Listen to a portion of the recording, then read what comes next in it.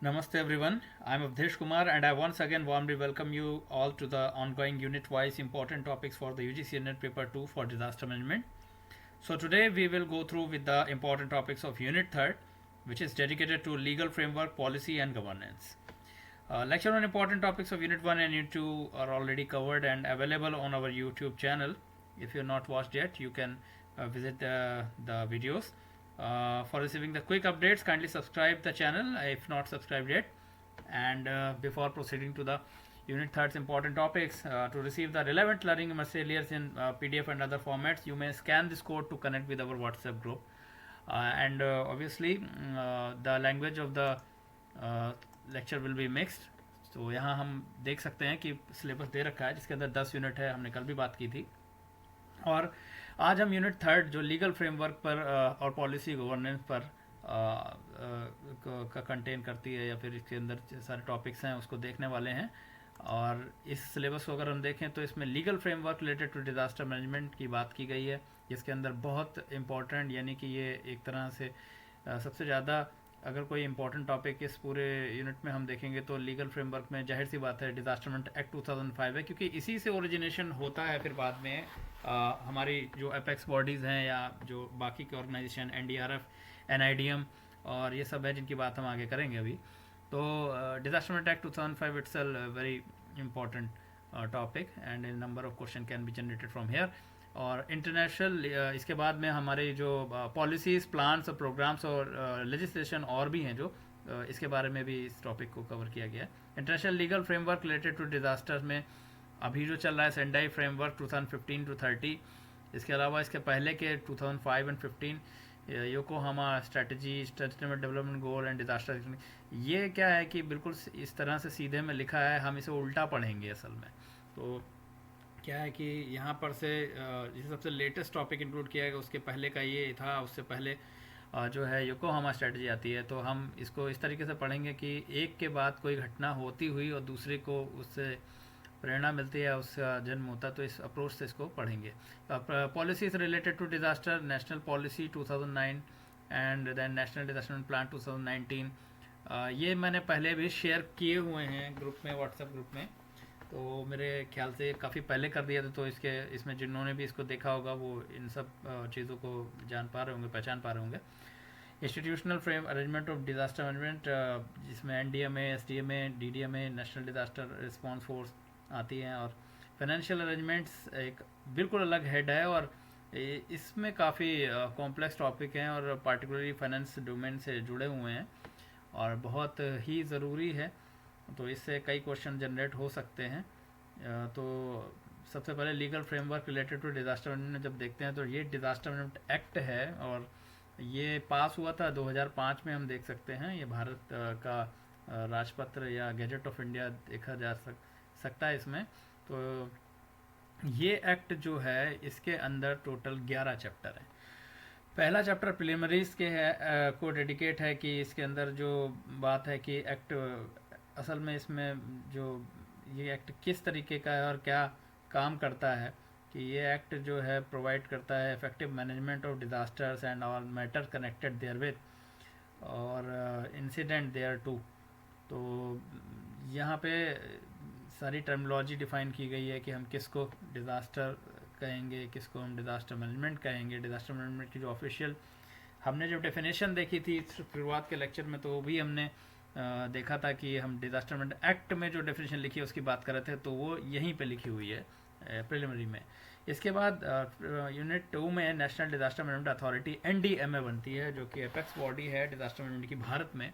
और chapter 3 state disaster management authority और उसके बाद chapter 4 district disaster management authority. देखा जाए ये सेंट्रल गवर्नमेंट, ये स्टेट गवर्नमेंट और ये जो डिस्ट्रिक्ट होती हैं उसमें जो डिज़ास्टर मैनेजमेंट का मैकेनिज़्म है या जो अथॉरिटीज़ इसको देखेंगी उसके बारे में बात की गई. इसमें उनकी पावर्स, उनके ऑफिसर्स किस तरीके से काम करेंगे, ये बॉडी ये किस तरीके के स्ट्रक्चर होगा, इसकी बातें बताई गई हैं.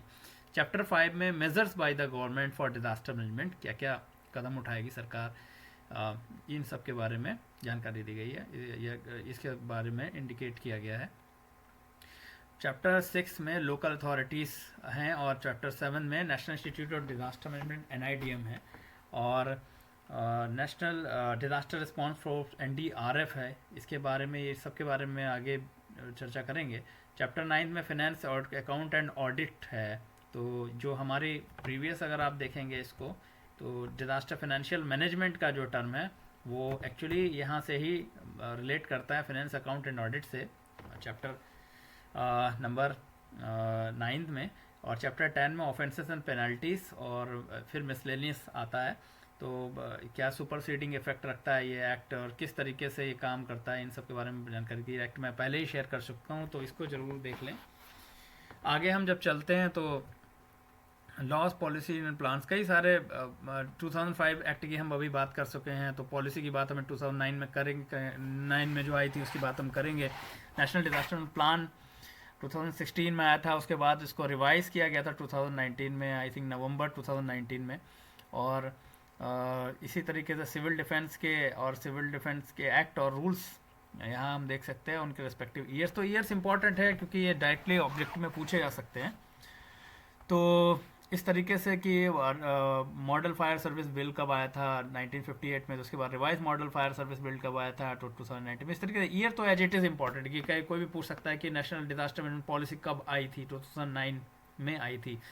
पर इसके अलावा भी कुछ ऐसी घटनाएं थी जिनने कई सारे हमारे लॉस को या फिर उससे रिलेटेड रूल्स को बनाया था। इसमें से एक घटना थी भोपाल गैस ट्रेजिडी, ये जो 1984 है, बहुत ज़्यादा ज़रूरी एक टॉपिक है। और क्योंकि यही एक ऐसी घटना थी जिसके बाद में हमने केमिकल सेफ्टी और हमारी इंडस्ट्रियल सेफ्टी को पार्टिकुलरली बहुत सीरियस लेने की ज़रूरत पड़ी। और इसके बाद हमारा जो है इन्वायरमेंटल प्रोटेक्शन एक्ट 1986 भी आया, जो अगर कोई इन्वायरमेंट साइंस से नेट देता है तो ऑब्वियसली बहुत इंपॉर्टेंट हो जाता है ये। यहाँ हमारे में भी क्योंकि क्रॉस कटिंग इशू है तो ये इम्पॉर्टेंट है। और MSIHC रूल, जिसको manufacture, storage and import of hazardous chemical rules 1989 कहते हैं, वो है। तो इस तरीके से आपने देखा अभी टैंकर की एक घटना हुई जिसमें वो टकरा गए। इस तरीके से कई सारे हैजर्डियस जो केमिकल्स हैं वो कैसे आते हैं, तो इस तरीके के सिंबल आपने बने होंगे, होते देखे होंगे कई जगह पर। तो ये उसी से आता है, MSIHC रूल से। द पब्लिक लायबिलिटी, हाँ ये सिंबल्स भी पूछे जा सकते हैं कि इस तरीके से भी डायरेक्ट आ सकते हैं, तो इसको भी देख लेना, रिकमेंड किया जा सकता है। और पब्लिक लायबिलिटी इंश्योरेंस एक्ट 1991 आता है कि इससे पहले कि पब्लिक के लिए लायबिलिटी है कुछ, तो उनके इंश्योरेंस के बारे में बात की गई 1991 में। 84 से पहले इस तरीके के कोई मैकेनिज्म एग्जिस्ट नहीं करते थे, तो थे लेकिन वो इस तरीके के नहीं थे कि उनको कोई बाउंडेशन लगाएं इस तरीके से। इंडस्ट्री अगर गलत तरीके से गवर्न कर रही है या रूल्स फॉलो नहीं हो रहे हैं वहाँ safety related. The national environmental appellate authority act 1997 भी इसी का एक आउटकम था। तो जो साल हैं इन एक्ट के बहुत इंपॉर्टेंट है, ये पूछे जा सकते हैं। इसके बाद में हम आते हैं पॉलिसी ऑन डिज़ास्टर मैनेजमेंट 2009 में। प्लान से पहले की पॉलिसी बनी है। पॉलिसी का मतलब ये आप अगर देखें तो 22 अक्टूबर 2009 में ये पॉलिसी आई थी। ये प्रेस इंफॉर्मेशन ऑफ ब्यूरो का, मिनिस्ट्री ऑफ होम अफेयर्स का एक national policy of disaster management को यूनियन कैबिनेट ने अप्रूव किया था। और ये आप देख सकते हैं यहाँ पे, ये पॉलिसी भी मैं शेयर कर चुका हूँ ऑलरेडी ग्रुप पे। तो इस NPDM का या national policy for disaster management का एम था कि एक तो एड्रेस करेगी कि सभी सेक्शन ऑफ सोसाइटी के जिनको मतलब डिफरेंटली एबल्ड पर्सन हो, women, children, other disadvantage group जो यूजुअली डिजास्टर के दौरान छूट जाते हैं, उन सबको भी कंसिडर किया जाए, उनके लिए भी प्रोविजंस बने। तो इस तरीके से NPDM ने ट्रांसपेरेंसी, अकाउंटेबिलिटी को भी इंट्रोड्यूस किया। और कम्युनिटी बेस्ड ऑर्गेनाइजेशन, CBOs जिसको कहते हैं, Panchayati Raj institution, local bodies and civil society, इन सबको एक कह सकते हैं कि दिशा निर्धारण यहाँ हुआ, जो कि बाद में हमारे प्लान में भी देखने को मिला। तो ये इसका जो बैकग्राउंड आता है, तो मैंने कहा था ना कि सभी कुछ सीरीज में है। तो अगर डिजास्टर एक्ट 2005 को देखेंगे तो इसकी जो रूट्स हैं उसी में जाती हैं। ये यहाँ जब पार्लियामेंट ने 26 दिसंबर 2005 वो तारीख थी, ये डेट भी आ सकती है कि डिजास्टर एक्ट जो है कब नोटिफाई हुआ था, तो 26 दिसंबर 2005 में हुआ था। और legal institutional framework for the effective management of disasters यहाँ पर था। और इसी के लिए बाद में NDM इस्टेब्लिश होता है। और भी NIDM अभी हमने देखा, NDRF देखा हमने। तो ये सब इसी से कॉन्स्टिट्यूट होते हैं। तो ऐसे ही पॉलिसी बनाने की भी जो बात थी वो हुई और पॉलिसी एक बनी 2009 में। तो ये एक्चुअली क्या टॉपिक है, लीगल से रिलेटेड है, लॉ से रिलेटेड है। तो इस तरीके से इनके ईयर बहुत इंपॉर्टेंट है। अब ये एक मैं एक एडिशनल चीज़ इसमें बता दे रहा हूँ कि AMCDRR 2016 जो आपको दिख रहा है, अभी सिंबल दिख रहा है, ये विज्ञान भवन के अंदर नई दिल्ली में हुआ था, 3 से 5 नवंबर 2016 का। ये है Asian ministerial conference for disaster risk reduction. तो इस कॉन्फ्रेंस के अंदर क्या हुआ था, honourable prime minister Shri Narendra Modi ji ने एक प्रेम 10 पॉइंट एजेंडा को लॉन्च किया था। तो ये जो एजेंडा है इस बहुत इम्पॉर्टेंट एजेंडा है, क्योंकि ये इंडिया के डिजास्टर मैनेजमेंट को एक होलिस्टिक रूप देने के लिए बना था। और इसे अगर हम देखें तो इसको नेशनल डिजास्टर मैनेजमेंट प्लान जो नवंबर 2019 में रिवाइज हुआ था, तो उसमें भी जगह मिली है। NDMP 2009 का चैप्टर 1 जो प्रिलिमिनरीज दे रखा है उसके 1.6 में इस PM 10 पॉइंट एजेंडा को जो आउटलाइन किया था प्राइम मिनिस्टर साहब ने, इसको डाला गया है। तो ये बड़ा ही इम्पॉर्टेंट टॉपिक है, इससे क्वेश्चन जनरेट हो सकते हैं। और यहाँ पर पहला था कि all development sector must imbibe the principle of disaster risk management. और इसी तरीके से जो हम बात कल हमने जैसे पिछले लेक्चर में बात कर रहे थे सचेत और दामिनी ऐप जैसे एप्लीकेशंस के बारे में, तो आप देख सकते हैं यहाँ पर कि जो utilize the opportunity provide by the social media and mobile technology and recognize the potential of social media and develop application for all aspect of disaster risk management. तो ये सब इससे ओरिजिनेट होते हैं। और एक नेटवर्क ऑफ यूनिवर्सिटी बनाने की बात करी है, जिसके लिए भी IUINDRR India university institution network for disaster risk reduction NIDM के अंडर में बना भी हुआ है। और इसमें सभी यूनिवर्सिटी को साथ में जोड़ा गया ताकि हमारे पास एक बड़ा नॉलेज बेस हो, हम युवाओं से कनेक्ट हो सकें। तो ये सब किसके रिजल्ट हैं कि PM 10 पॉइंट एजेंडा के अंतर्गत चल रहा है। और तो इस सभी 10 पॉइंट्स को ज़रूर देख लें। इसके बाद में आपदा मित्र स्कीम एक बहुत हाईली रिकमेंडेड स्कीम है कि हाँ बड़ी हाईली कि इसे पढ़ना बहुत ज़रूरी है। आपदा मित्र स्कीम को बनाया गया था कि ताकि हम लोकल वॉलंटियर्स को इसमें ट्रेन कर सकें एज ए फर्स्ट रिस्पॉन्डर, क्योंकि जब भी कोई स्पेशलाइज एजेंसी पहुंचेगी वो तब पहुंचेगी, लेकिन अगर ऐसे लोग होंगे जो रिस्पॉन्स कर सकते हैं तो it will be like a great thing, like a great bone for that situation. और जो लोगों को जान बचाने में स्किल्ड होंगे ये लोग, इनको ट्रेनिंग दी जाती है, first aid, search and rescue, water secure and water safety वगैरह, इन सबको जानकारी रहती है।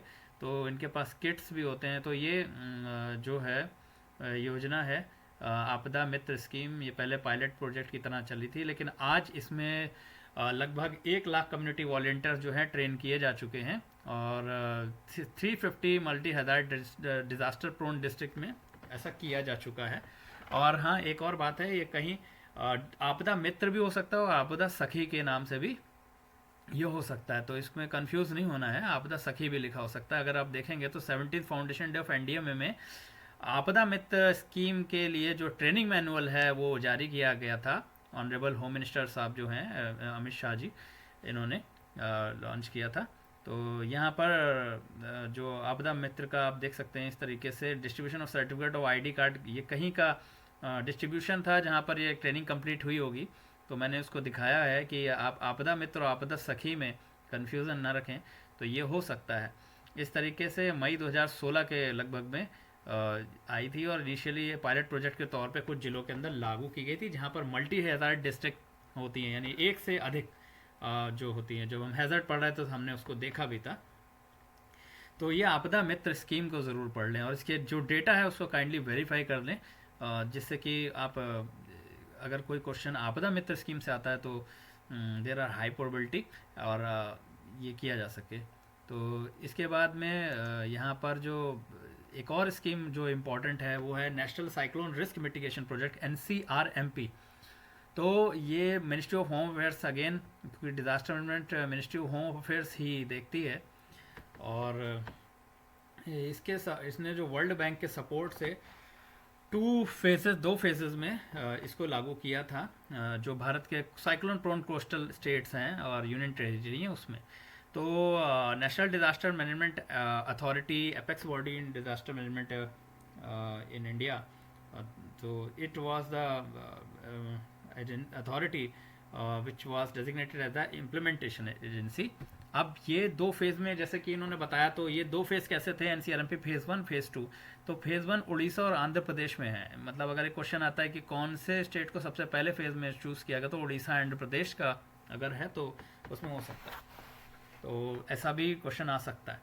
और एनसीआरएमपी फेज़ 2 के अंदर फिर गोवा, गुजरात, कर्नाटका, केरला, महाराष्ट्र एंड वेस्ट बंगाल में भी चलाइए। और अगर हम इसके 4 प्रिंसिपल की बात करें जो एनसीआरएमपी फेज़ 1 में थे, तो कंपोनेंट ए में last mile connectivity, component B में structural and non structural measure, component C में technical assistance for cyclone hazard risk mitigation, capacity building and knowledge creation, and component D was the project management implementation support. अब इसमें से A C D जो थे वो fully finance थे central government के द्वारा वर्ल्ड बैंक के असिस्टेंस में, और कंपोनेंट बी को फाइनेंस करना था सेंट्रल एंड स्टेट गवर्नमेंट, जिसका रेशियो 75/25 था। तो ये इम्पॉर्टेंट है, आप इनकी इस नंबर को ओवरऑल याद भी कर सकते हैं, देख सकते हैं एक बार, ताकि अंदाज़ा रहे। और इसके बाद में अगर हम देखें तो अंडर एनसीआरएमपी के अंदर 24,000 से ज़्यादा गवर्नमेंट ऑफिशियल जो अलग अलग सेक्टर्स थे, प्रायोरिटी सेक्टर्स थे, जैसे health, education, Panchayat Raj institute, urban local bodies, rural development, इन सबको ट्रेन किया गया था 925 कैपेसिटी बिल्डिंग ट्रेनिंग्स के द्वारा। और लगभग 68,988 कम्युनिटी रिप्रेजेंटेटिव्स यहाँ ट्रेन किए गए हैं। तो ये काफ़ी सक्सेसफुल प्रोग्राम माना जाता है। और ये जो प्रोग्राम था, इसने first aid, search, rescue and shelter management जो लगभग 3,421 शेल्टर लेवल ट्रेनिंग्स हुई थी उसमें हुआ था। जैसे कि यहाँ लिखा भी हुआ है कि capacity building and knowledge creation component C के अंदर आता था। तो ये बहुत अच्छे से वर्क इसने किया है इसमें के अंदर किया। तो एनसीआरएमपी फेज़ 1 और फेज़ 2 को देखा जा सकता है, ये national cyclone risk mitigation programme. और अगला जो टॉपिक हमारा वो है डिज़ास्टर रिस्क रिडक्शन। इसकी बात मैं पहले भी कर चुका हूँ कि रिस्क को जीरो नहीं किया जा सकता है कभी। ऐसा नहीं हो सकता कि रिस्क ज़ीरो हो जाए कहीं पे। हम कोशिश करते हैं जितना ज़्यादा लो हो जाए। तो लो करने के लिए क्या है कि जितना कम से कम होगा, जितना यानी जितना रिड्यूस हो सकता है रिड्यूस हो, उसको हम रिस्क रिडक्शन कहते हैं। क्योंकि रिड्यूस कर रहे हैं तो रिस्क को रिड्यूस करने को डिज़ास्टर रिस्क रिडक्शन कहते हैं।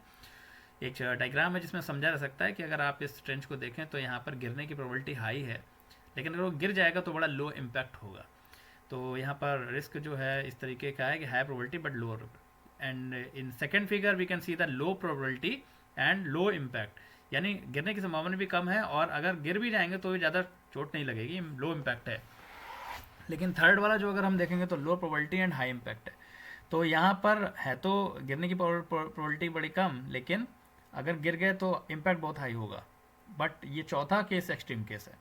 तो हाई प्रोबेबिलिटी है, इतना बड़ा इतना चौड़ा ट्रेंच है ये, तो high probability and high impact. यहाँ पर अगर गिर गए तो समझ लीजिए कि बड़ा हाई इम्पैक्ट होगा ये और काफ़ी डैमेज होगा।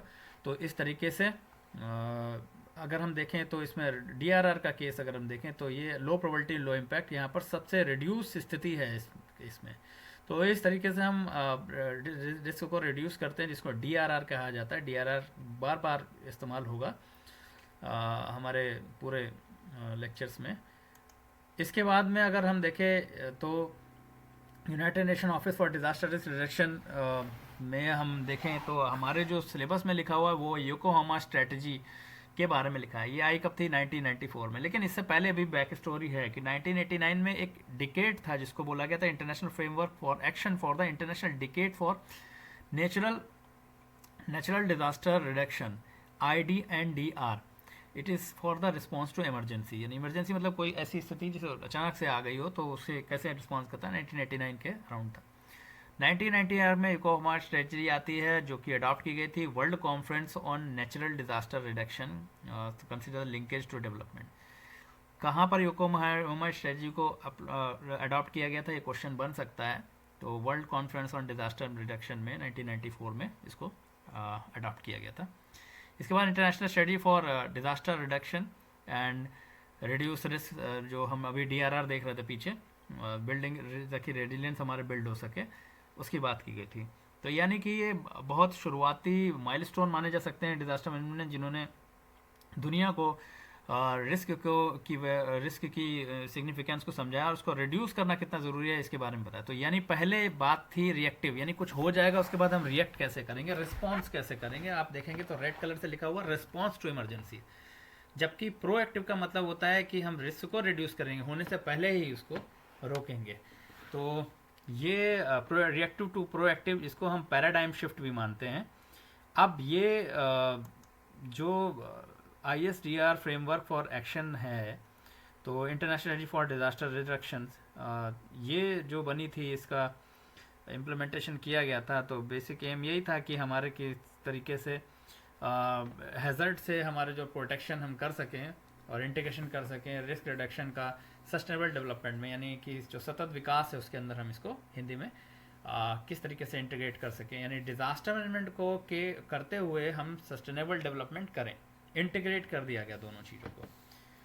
अब इसके बाद international study for disaster reduction based on the IDNDR, यानी कि जो हमारा डिकेड फॉर नेचुरल डिजास्टर्स था, इसके एक्सपीरियंस को देखते हुए योकोहामा स्ट्रेटजी बनाई गई।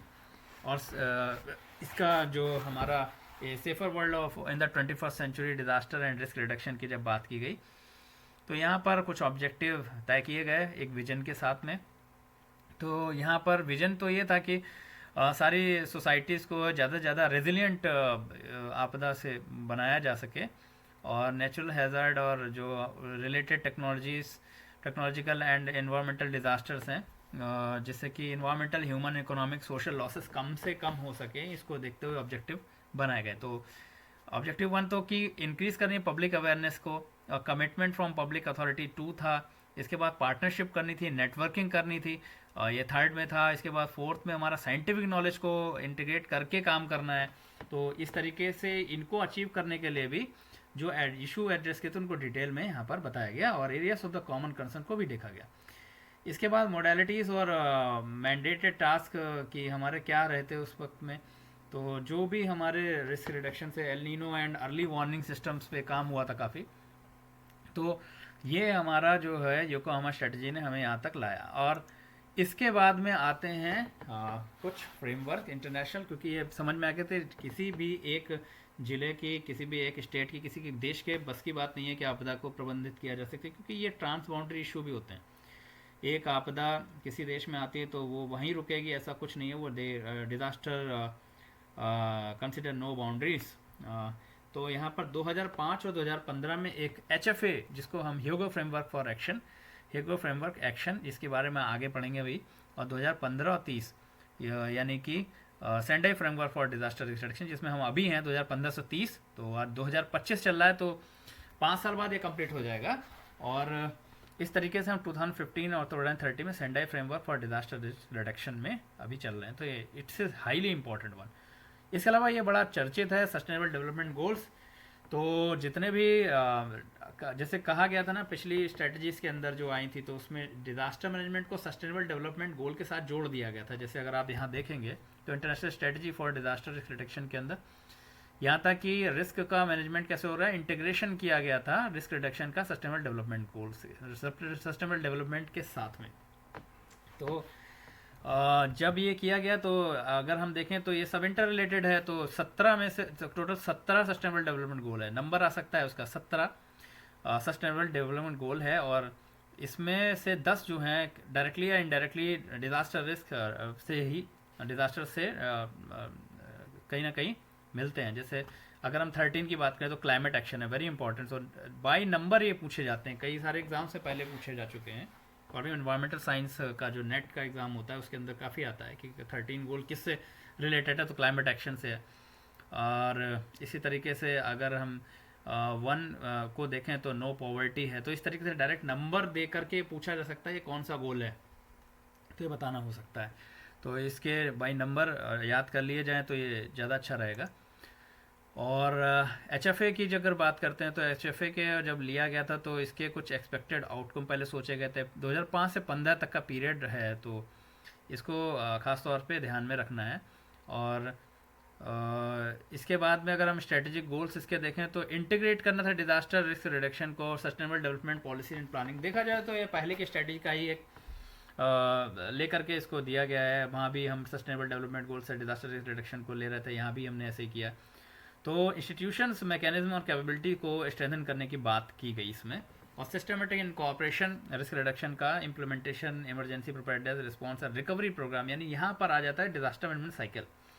तो यहाँ पर से डिजास्टर मैनेजमेंट साइकिल को जो थर्ड वाला आप स्ट्रेटेजिक गोल देख रहे हैं, इसमें देखने को मिल रहा है कि हमारा जो preparedness response and recovery programmes हैं, इन पर काफ़ी बल दिया गया इसमें। इसके बाद इसकी प्रायोरिटी एक्शन की बात करें तो 5 थे टोटल। तो डिज़ास्टर रिस्क रिडक्शन, जिसको DRR हमने देखा क्या होता है DRR पीछे।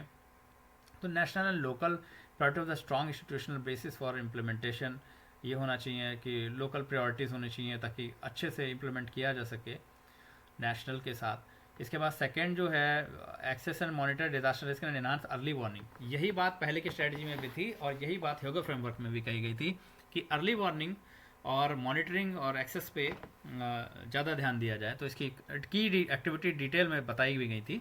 और knowledge, innovation and education to build the culture of safety and resilience at all level, क्योंकि अब रिएक्टिव से प्रोएक्टिव की तरफ जाना था।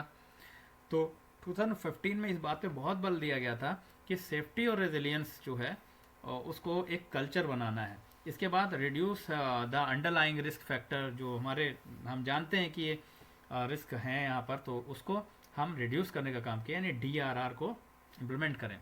इसके बाद फिफ्थ हमारा था strengthen disaster preparedness for effective response eight all level, यानी सभी लेवल पे। ऐसा नहीं है कि केवल हायर लेवल पे कर लेना है, बाकी लोअर लेवल पे छोड़ देना है, कम्युनिटी लेवल पे छोड़ देना है, ऐसा नहीं। वॉलंटरी पार्टिसिपेशन को भी बढ़ा देना है। तो ये हमारा कुछ 5 प्रायोरिटीज एक्शन इसमें ली गई थी। इसके बाद क्रॉस कटिंग इशू भी था, कुछ मल्टी हैज़ार्ड अप्रोच, जैसे कि अभी हम आपदा मित्र स्पीक भी बात कर रहे थे, वो मल्टी हैज़ार्ड डिस्ट्रिक्ट के अंदर ऐसे पायलट प्रोजेक्ट के तौर पे, प्रोजेक्ट स्कीम के तौर पे लागू की। तो मल्टी हैज़ार्ड अप्रोच अपनाना था, gender perspective and cultural diversity देखनी थी, और कम्युनिटी एंड वॉलंटियर पार्टिसिपेशन को बढ़ावा देना था। Capacity building and technology transfer, ये भी था जो अभी हमने प्राइम मिनिस्टर 10 पॉइंट एजेंडा देखा, तो अपने देखा था कि उसके अंदर PM 10 पॉइंट एजेंडा के अंदर एक पॉइंट है number 5, so it is related to the SNT, science and technology. और कैपेसिटी बिल्डिंग प्रोग्राम्स को अभी हमने देखा था कि कैसे इसमें जगह मिली NCRMP जैसे प्रोग्राम्स के अंदर भी। और इसके बाद आपका जो है वो Sendai framework for disaster risk reduction 2015 and 30 आता है। अब इसका एक आउटकम क्या होना था, क्या 15 का आउटकम क्या सोचा गया है कि substantial reduction of risk and losses in lives, livelihood and health and economic, physical, social, cultural and environmental asset of person, business and communities and countries. तो यहाँ पर बिजनेस को भी, जैसे अभी कोविड-19 फॉर एग्जांपल आया, तो इसमें क्या हुआ कि आपने देखा होगा नेशन वाइड नहीं ग्लोबली लॉकडाउन लगा, और इसके वजह से बहुत सारी देशों की ग्लोबल GDP प्रभावित हुई, और भारत की भी काफ़ी सारे उद्योग धंधे इनके बंद होने की वजह से यहाँ पर भी GDP का नुकसान हो गया। आई थिंक शायद 19% ड्रॉप के करीब गया था, या कुछ फिगर ऐसा ही था। तो ये क्या है कि इसको कम करने का एक लक्ष्य रखा गया था। अब इसका गोल है, आउटकम ये होना है, हमें चाहिए ये आउटकम 2030 तक इसको हम समझते हैं कि ये पूरा होगा। और गोल जो है कि हम प्रिवेंट करें नई और रिड्यूस करें एग्जिस्टिंग डिजास्टर रिस्क को। तो इस तरीके का गोल्स के साथ में इसको दिया गया, आप इसको देख सकते हैं। प्रायोरिटीज़ इसकी 4 हैं, जैसे उसकी अंडरस्टैंडिंग द डिजास्टर रिस्क, पहले डिजास्टर रिस्क है क्या ये समझा जाए, और strengthening disaster risk governance to manage disaster risk, तो ये भी एक पॉइंट है। Investing in disaster risk reduction for resilience, disaster risk reduction में इन्वेस्ट करके आप अगर मान लीजिए कुछ पैसे रिस्क रिडक्शन में इन्वेस्ट करते हैं तो बहुत सारा रिस्पॉन्स में पैसा बचाया जा सकता है, ऐसी भावना को यहाँ पर जगह मिली। Enhancing disaster preparedness for effective response and build back better, ये BBB, बिल्ड बैक बेटर, यानी अगर कुछ हो जाता है तो आपदा के बाद में कुछ जो नया बनाएंगे तो बिल्ड बैक बेटर होना चाहिए, वही कमियां नहीं होनी चाहिए जो इसकी वजह से पहले हुई कोई आपदा। तो रिकवरी, रिहेबिलिटेशन और रिकंस्ट्रक्शन सब में इस चीज़ का ध्यान रखा जाएगा। 7 टारगेट भी हैं इसके, और ये 7 टारगेट इसलिए हैं कि हम कम कर सकें या डिक्रीज कर सकें डिजास्टर मोरालिटी बाय 2030 तक, disaster morality, number of affected people by 2030, economic loss by 2030, infrastructure development by 2030। और हमें बढ़ाना क्या है इसमें, वो है DRR national local strategies by 2020, जो कि निकल चुका है, और international cooperation by 2030, EWS DR information by 2030। तो भारत इन दोनों का सिग्नेचरी रहा है। यहाँ पे हम अपने काम को करने की कोशिश कर रहे हैं, पर बीच बीच में कुछ अनप्रेसिडेंटेड आपदाएं आती हैं, जैसे सुनामी, और जैसे हमारी यहाँ पर कोविड-19, जिसकी वजह से ये लक्ष्य बड़े डिस्टर्ब होते हैं, और साथ में और भी कई कॉम्प्लेक्सिटीज़ होती हैं। अब आता है national disaster response force, NDR।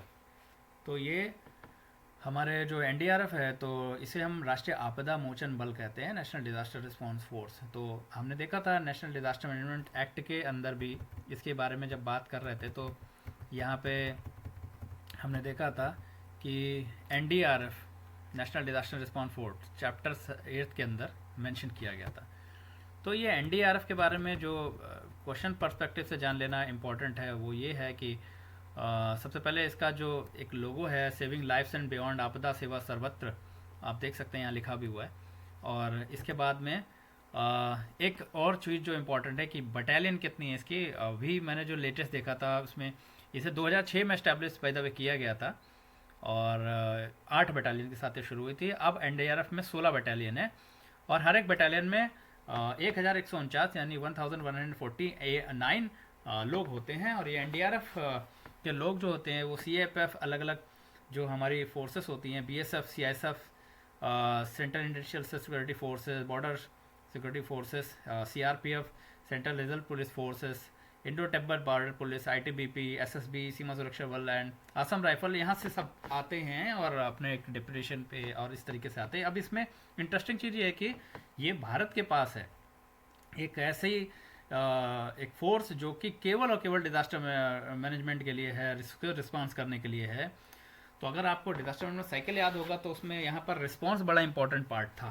तो रिस्पॉन्स जितना अच्छा होगा उतनी ज़्यादा जाने बचाई थी। तो इंडिया के पास भारत में एक पहला ऐसा कंट्री, एक तरीके से एक फोर्स डेडिकेटेड है जो केवल केवल रिस्पॉन्स के लिए है, and they are highly efficient because यहाँ पर लगभग सभी क्षेत्रों से लोग आते हैं। तो इंजीनियर्स, टेक्नीशियन, इलेक्ट्रिशियन, और इसमें मेडिकल पैरामेडिक, कैनाइन यूनिट्स, सभी लोग शामिल होते हैं, जिसकी वजह से इनके पास अलग अलग तरह की एक्सपर्टाइज होती है। ये लोकेशन है जहाँ पर NDRF की बटालियंस हैं।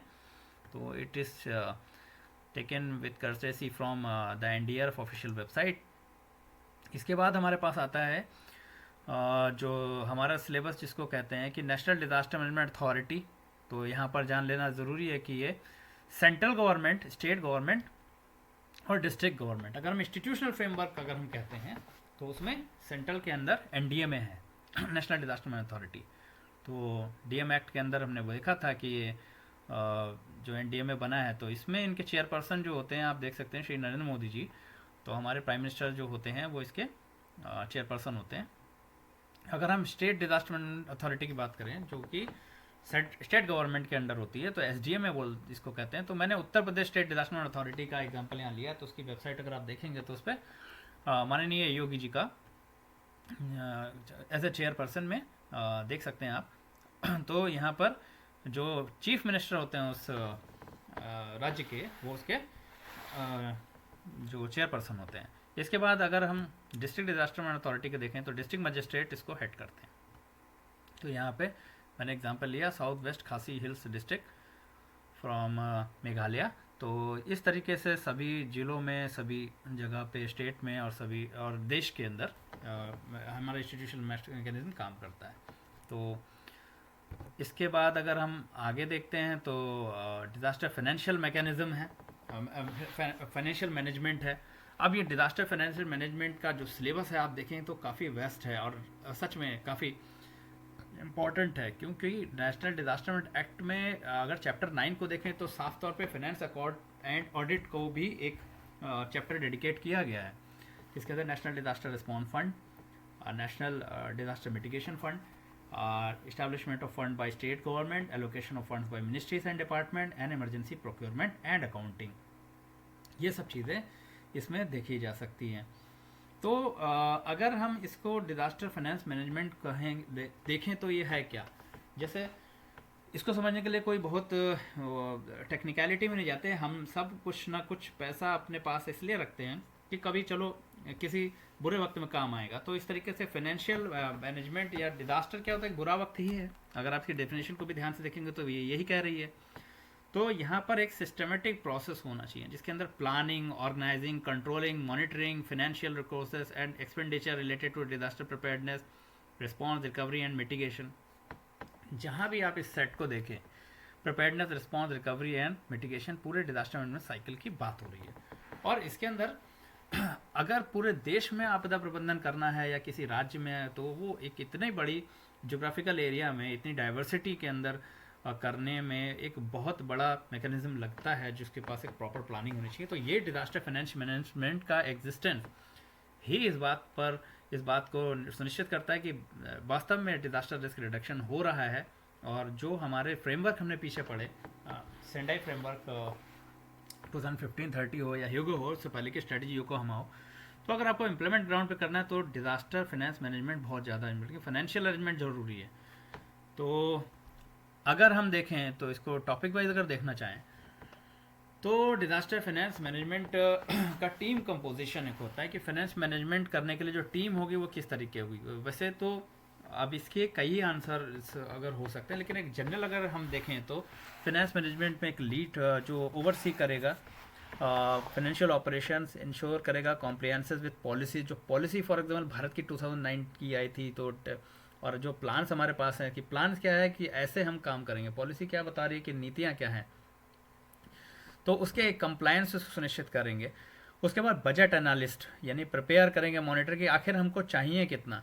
और अगर कभी अगर मान लीजिए कोविड-19 जैसे अनप्रेसिडेंटेड सिचुएशन आ गया, किसी तरीके से केदारनाथ 2013 जैसी स्थिति बन गई, भुज अर्थक्वेक बना, तो जाहिर सी बात है जो वहाँ पर कुछ नहीं हुआ तो सिचुएशन नॉर्मल थी, सुनामी जैसा केस हो गया, लेकिन अब कुछ हो गया तो वहाँ पर बजट चाहिए होगा। तो इस तरीके से किसी भी घटना से पहले या उसके दौरान या उसके बाद में हमेशा पैसों की और धन की आवश्यकता, अर्थ की आवश्यकता, फाइनेंस की होती है। तो इस तरीके से एक टीम होती है। तो प्रोक्योरमेंट स्पेशलिस्ट की जो एक्वायर करते हैं गुड्स सर्विसेज को एफिशिएंटली, कहाँ क्या ज़रूरी है, ग्रांट के मैनेजर्स और रिस्क असेसमेंट स्पेशलिस्ट जो रिस्क को करते हैं कि कौन सी मिटिगेशन स्ट्रेटजी डेवलप की जा सकती है, फाइनेंशियल रिस्क क्या इन्वॉल्व हैं, ऑडिटर, इंटरनल कंट्रोलर ऑब्वियसली ताकि ट्रांसपेरेंसी एंड अकाउंटेबिलिटी इंश्योर की जा सके ऐसे कामों में, और लीगल एडवाइज़र जो कि अभी हम जो यूनिट 3 को ही देखें तो वो लीगल पॉलिसी एंड लॉ से रिलेट कर रही है। तो यहाँ पर लीगल एडवाइज़र्स भी होते हैं कि provide guidance and compliance of and contract. IT data specialist maintain accurate financial data and record, data का record and financial data important रहता है। कम्युनिटी लाइजनिंग ऑफिसर्स, तो जिससे अफेक्टेड कम्युनिटी का रिक्रूटेबल फंड है को डिस्ट्रीब्यूशन सुनिश्चित किया जा सके। डैमेज असेसमेंट की अगर बात करें तो डैमेज असेसमेंट में क्या होता है, post disaster evolution of quantity financial needs, categorising damage into infrastructure, livelihood and ecosystem. अगर डैमेज असेसमेंट की बात करें तो एक मेथोडोलॉजी होती है जिसको हम बोलते हैं PDNA यानी पोस्ट डिजास्टर नीड असेसमेंट, जिसकी बात आगे हम करेंगे भी। तो वो होती है, इस्तेमाल होती है। इस तरीके से कई तरीके हैं जिससे हम डैमेज असेसमेंट कर सकते हैं किसी इलाके में क्या नुकसान हुआ है। और ऐसे ही एक्सपेंस रीएम्बर्समेंट की बात करें तो claiming expenses for emergency protective measure through insurance and government programmes. और डिजास्टर इंश्योरेंस में लोग अपना इंश्योरेंस करा लेते हैं, ये काफ़ी बड़ी बात है। हेल्थ इंश्योरेंस की स्थिति भारत में काफ़ी ज़्यादा अच्छी नहीं है।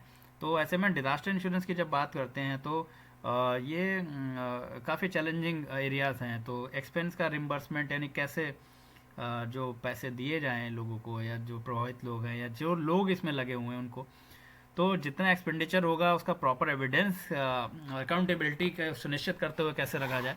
तो ये सब एक्सपेंस रिम्बर्समेंट का पार्ट है। सप्लाई चेन मैनेजमेंट बड़ा इंपॉर्टेंट है कि रिलायबल वेंडर्स और लॉजिस्टिक्स प्रोवाइडर्स वहाँ पर इस्टेब्लिश होने चाहिए, पार्टनरशिप होनी चाहिए कंसर्न स्टेक होल्डर्स की, और inventory and optimising resource allocation की मॉनिटरिंग होनी चाहिए। और इसी पॉइंट को ध्यान में रखने क्या है, जैसे कि फर्स्ट पॉइंट को देख लीजिए, delivery of essential goods and service during disaster, यानी जो चीज़ चाहिए है वो वहाँ पर अवेलेबल हो, चाहे वो सर्विस हो या गुड्स हो। अब inventory and optimising resource allocation. तो एक बड़ी चीज़ है कि हमारे पास हो सकता है वो चीज़ हो, लेकिन उस चीज़ को उस वक्त में जब डिज़ास्टर हो रही है तब वो हमें ना मिले, तो उस चीज़ के होने का कोई मतलब नहीं है। तो इसलिए इसको ध्यान रखने के लिए राष्ट्रीय आपदा प्रबंधन संस्थान, अगर हम national institute of disaster management के अंतर्गत देखें तो IDRN को बनाया गया है, जो इंडिया डिजास्टर रिसोर्स नेटवर्क है उसको बनाया गया है। तो IDRN का जो पोर्टल है वो सामने आप देख सकते हैं, और यहाँ पर एक सिंक्रोनाइजेशन बनाया गया, state level coordination for building the inventory database, ताकि एक इन्वेंट्री डाटाबेस बना रहे। और जो नेशनल इंफॉर्मेटिक्स सेंटर है और डेटाबेस NIDM के अंदर बना है, ये कनेक्ट हैं डिजिटली इंटरनेट से। तो स्टेट डिस्ट्रिक्ट वगैरह जितने भी लाइन डिपार्टमेंट हैं ये इसको एक्सेस कर सकते हैं कि हमारा state coordination for building inventory database बिल्कुल एकदम अप टू डेट रहे, ताकि कभी ज़रूरत हो तो वो चीज़ एकदम से मिले, उसे ढूंढना ना पड़े उस चीज़ को, में अननेसेसरी टाइम वेस्ट ना हो, और हमारा जो मैनेजमेंट है डिज़ास्टर का काफ़ी स्मूथली कंडक्ट हो सके। तो इसका जो फुल फॉर्म है IDRN का वो भी इम्पोर्टेंट है, इंडिया डिज़ास्टर रिसोर्स नेटवर्क। किसके अंडर बना हुआ है? तो ये India national institute of disaster management के उसमें है। और क्यों है ये? ताकि नेशन वाइड इलेक्ट्रॉनिक इन्वेंट्री है रिसोर्सेज की, ताकि जिसमें इक्विपमेंट और ह्यूमन रिसोर्सेज को इन्वेस्ट किया जा सके। तो ये एक वेब बेस्ड प्लेटफॉर्म है, और इसमें अगर हम आगे बढ़ते हैं फाइनेंशियल मैनेजमेंट के अंदर, डिज़ास्टर फाइनेंस मैनेजमेंट में, तो कैश फ्लो मैनेजमेंट यानी कि tracking inflow and outflow of the funds during disaster operation, और establishing the research for immediate response needs. और अगर डेप मॉनिटरिंग की हम बात करते हैं तो यहाँ पर कि जो timely repayment of the loans अगर इसमें इन्वॉल्व हैं तो वो टाइमली लोन्स लिए जा सके, ताकि अननेसेसरी जो इंटरेस्ट है वो ना पे करना पड़े, और डिज़ास्टर के रिस्पॉन्स कॉस्ट या फिर उसका जो मिटिगेशन कॉस्ट है वो अननेसेसरी बढ़े ना। तो इसके बाद में monitoring interest and rates and डेब्ट from terms of avoid financial strain. और इसके बाद रिस्क अवॉइडेंस, यानी कि रिस्क को अगर अवॉइड किया जा सकता है तो क्या तो ये सबसे बेस्ट है। और इसमें एक बहुत ही की टर्म है जो लिखा भी हुआ है, investing in disaster insurance and risk transfer mechanism. तो यहाँ पर clear financial protocols and reduce and fraud and misuse. काफ़ी सारे लोग इस जैसे आपदा में अवसर का एक मतलब होता है, उसका गलत भी अर्थ निकालते हैं कि इस तरीके कई सारे फ्रॉड्स एंड मिसयूज भी होते हैं रिसोर्सेज के। तो दिस टाइप ऑफ प्रॉब्लम्स इनको टैकल करने के लिए, इनको मॉनिटर करने के लिए और इनको चेक करने के लिए एक मैकेनिज्म रहता है, और वो डिज़ास्टर फाइनेंस मैनेजमेंट में बहुत ही एक इम्पॉर्टेंट इशू है। इसके बाद प्रोजेक्ट एंड अगर हम पोर्टफोलियो मैनेजमेंट के अंदर देखें तो फाइनेंशियल एनालिसिस किसी भी चीज़ की, यानी cost benefit analysis disaster mitigation project उन्हें मिटिगेट करने के लिए बना रहे हैं, तो हम पहले उसका कॉस्ट और बेनिफिट एनालिसिस करेंगे। अब किसी भी चीज़ के अंदर जो बेनिफिट हैं वो ज़रूरी नहीं है कि पैसों के फॉर्म में ही हो। किसी चीज़ से हमें बेनिफिट हो सकता है कि कोई स्ट्रक्चर बनाने की वजह से वहाँ पर फ्लड रुक रही है, जिससे जो नुकसान हो रहा है एग्रीकल्चर को या अदर जो प्रॉब्लम्स हो रही है या फाइनेंशियल जो नुकसान हो रहा है वो अगर रुक रहा है तो हमें भले ही वो कैश के फॉर्म में नहीं मिल रहा है लेकिन वो भी बेनिफिट माना जाएगा। तो इस तरीके से इसे कंडक्ट किया जाता है। और प्रोजेक्ट को फाइनेंशियल फिजिबिलिटी और इम्पैक्ट, उसका इम्पैक्ट क्या है, उसकी फिजिबिलिटी है या नहीं है, फिर फाइनेंशियली इसको भी एनालाइज किया जाता है फाइनेंशियल एनालिसिस के द्वारा। और ये टर्म्स है सारे जिनको कभी आ सकते हैं इस तरीके से। रिकॉर्ड कीपिंग का जो accurate record keeping always important कि डॉक्यूमेंटेशन और उनकी ट्रैकिंग आसानी से हो सके, इंश्योरिंग द ऑडिट रेडीनेस। तो इसमें अगर आगे देखें तो knowledge of procurement and contracting practices की बात की जाती है कि हमारा प्रोक्योरमेंट करना है तो जो एथिकल प्रोक्योरमेंट स्टैंडर्ड है उसको मेंटेन करते हुए काम किया जाए। बिडिंग प्रोसेस और कॉस्ट इफेक्टिवनेस है कि नहीं, कि हम राइट पर्सन को राइट जो कॉन्ट्रैक्ट हैं वो दे रहे हैं या नहीं दे रहे हैं, और एक प्रॉपर ट्रांसपेरेंट बिडिंग प्रोसेस है या नहीं है। तो इस तरीके से उसकी जो टर्म्स एंड सर्विसेज होंगी, प्रोवाइडर्स होंगे, सप्लाईज, तो इसमें जो प्रोक्योरमेंट एंड कॉन्ट्रैक्ट से रिलेटेड टर्मिनोलॉजी है उस पर भी क्वेश्चंस बन सकते हैं। और आगे अगर हम देखें तो डिजास्टर फाइनेंस एक्टिविटीज़ में budgeting for the preparedness, response and recovery वही डिज़ास्टर मैनेजमेंट साइकिल की बात हो रही है यहाँ पर भी, और फंड्स को मोबिलाइज करने के लिए ताकि allocate government grant and private sector contributions को लिया जाए। खासतौर पे CSR फंडिंग की अगर हम बात करें तो वो काफ़ी मददगार होते हैं इसमें। और financial research for emergency response कि इस्टेब्लिश किया जाए financial reserve for the emergency response इस तरीके से कि ताकि ज़रूरत के समय उसको तुरंत एलोकेट किया जा सके बिना देरी के। और अगर financial accounting system and management processes में अकाउंटिंग सिस्टम्स होते हैं आजकल डिजिटल टुडे, क्योंकि डिजिटाइजेशन इंपॉर्टेंट है, भारत भी डिजिटल इंडिया जिसकी बात हम लोग करते हैं, तो real time tracking and reporting possible है। तो ensuring compliance with the financial regulation, इसमें क्या है कि जितना डिजिटल सिस्टम है, कंप्यूटराइज सिस्टम है, जो चीज़ों को ट्रैक करना ईजी होता जा रहा है। तो management processes, regular audits to maintain the transparency, standardising the financial documentation process, management processes से रिलेटेड जितने भी होते हैं ये टर्मिनोलॉजी लाइक ऑडिटिंग। और ऑडिटिंग का फ़ायदा ये होता है कि ट्रांसपेरेंसी मेंटेन करने के लिए ज़्यादा काम क्या होता है ये, और इसके अंदर जो हमारे फ्रॉड्स हैं उसको चेक किया जाता है टाइमली। और गवर्नमेंट प्रोग्राम्स में कई सारे रिकंस्ट्रक्शन रिहेबिलिटेशन रिलीफ प्रोग्राम्स होते हैं, वो सरकार के द्वारा भी चलाए जाते हैं और इंटरनेशनल एड से भी चलते हैं। जैसे कई बार अभी हमने देखा था तो ग्लोबल ऑर्गेनाइजेशन मदद करते हैं, ग्रांट्स एंड लोन्स देते हैं, वर्ल्ड बैंक। इसका एक उदाहरण अभी हमने देखा भी NCRMP, जिसको इंडिया की गवर्नमेंट ने वर्ल्ड बैंक के साथ में किया। तो इंटरनेशनल जो ऐड होते हैं उसके बड़े इंपॉर्टेंस होते हैं, क्योंकि कई बार ऐसी डिज़ास्टर होती है जो कि किसी एक देश, और खासतौर से अगर देश छोटे छोटे होते हैं, कि भारत काफ़ी बड़ा देश है उस हिसाब से, और इसलिए हम जो हैं किसी भी डिज़ास्टर की स्थिति में अपनी कहीं ना कहीं सेल्फ सफिशिएंट हैं, और हमारे पास बहुत वेल डिफाइंड स्ट्रक्चर है, इंस्टीट्यूशनल फ्रेमवर्क है। लेकिन हर एक देश के साथ इस तरह की स्थिति नहीं है। तो जो बहुत छोटे देश हैं उनके साथ में क्या है, कई सारे फाइनेंशियल कंस्ट्रेंट होते हैं, तो इसमें इंटरनेशनल एड बहुत मदद करते हैं। और जैसे NDMA के कई प्रोग्राम्स भारत में चलते हैं जो कि फंड करते हैं, और ये रिसर्च फंडिंग भी होती है इसमें, और इसमें कई तरीके के जो कैपेसिटी बिल्डिंग प्रोग्राम्स की फंडिंग होती है। तो ये सारे जो ओवरऑल फाइनेंशियल मैनेजमेंट है, दिस इज़ हाईली इम्पोर्टेंट।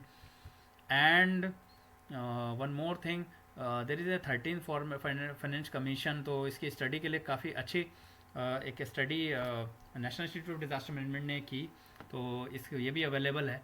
और financing disaster management in India, तो डिज़ास्टर मैनेजमेंट भारत में कैसे फाइनेंशियल सपोर्ट लेगा, तो इसके बारे में एक स्टडी है, गो थ्रू की जा सकती है। हालांकि टाइम काफ़ी कम है, बट लेकिन अच्छा है कि जो हमारी फाइनेंस रिलेटेड जितने भी कमीशंस हैं उनको भी एक बार देख लिया जाए।